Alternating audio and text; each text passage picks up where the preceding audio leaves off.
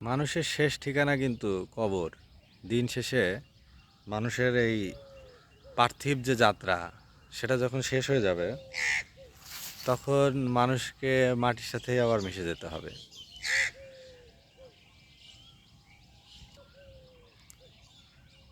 বিখ্যাত ফার্সি ভাষার কবি মির্জা গালিব বলেছিলেন যে এসেছিলে একা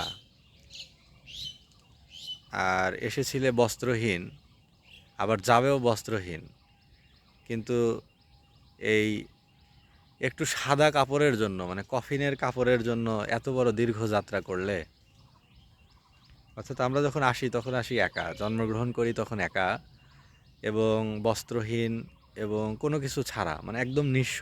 যা শুধু আমরা ফিজিক্যাল আমরা আসি, মানুষ আসে, এবং যখন মারা যায় তখনও তার সাথে কিছুই যায় না। তার যত সম্পদ, তার যত সন্তান, আত্মীয় স্বজন, সব কিছু কিচ্ছু যায় না, এবং সাথে সে কিছু নিয়েও যেতে পারে না, শুধুমাত্র তার বডিটা যায় সাদা কাপড়ে মুড়িয়ে। এই জন্যই মির্জা গালিব বলেছিলেন যে গালিব এসেছিলে নিঃস্ব, যাবেও নিঃস্ব হয়ে, মানে গেলেও নিঃস্ব হয়ে।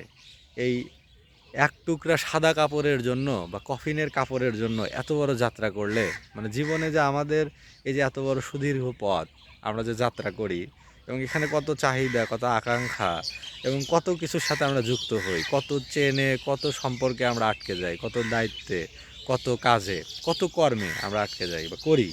তবে শেষ যাত্রা বা অন্তিম যাত্রা কিন্তু আমরা নিঃস্ব। ঠিক যেভাবে ভূমিষ্ঠ হয়েছিলাম মায়ের পেট থেকে একদম নগ্ন, ঠিক সেইভাবে একদম সব কিছু ছেড়ে দিয়ে শেষে আমাদেরকে আবারও নিঃস্ব হয়ে চলে যেতে হয়।